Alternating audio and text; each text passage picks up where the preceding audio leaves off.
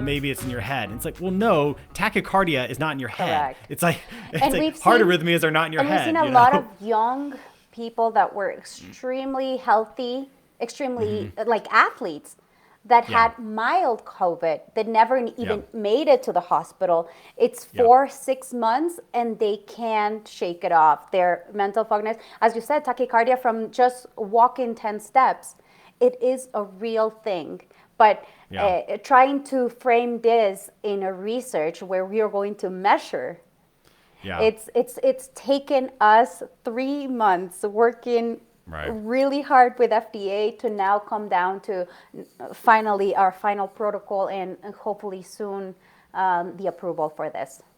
Yeah, that's stuff like that's super hard. And I think anybody from the outside listening to this can easily imagine the challenges. If you have someone you love who's a long hauler, you just want something to help them. It doesn't matter to you as long as it doesn't hurt them. It's safe. You just want something to help them. But it's really hard from a scientific perspective to prove, even to ourselves, like we can believe it works, but how do we really know it works? And that's where the rubber meets the road, especially on these complicated conditions with multiple indications and multi-organ failures. We have heart-related.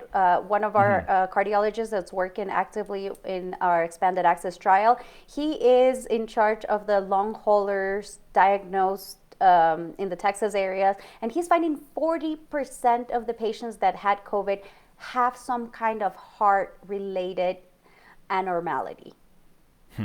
40%. That is a high number.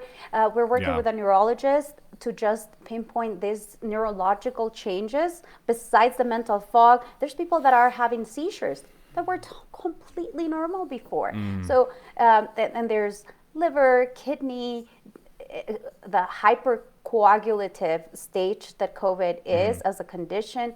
So we are talking a multi-systemic, multi-organ, and that not everybody expresses the same.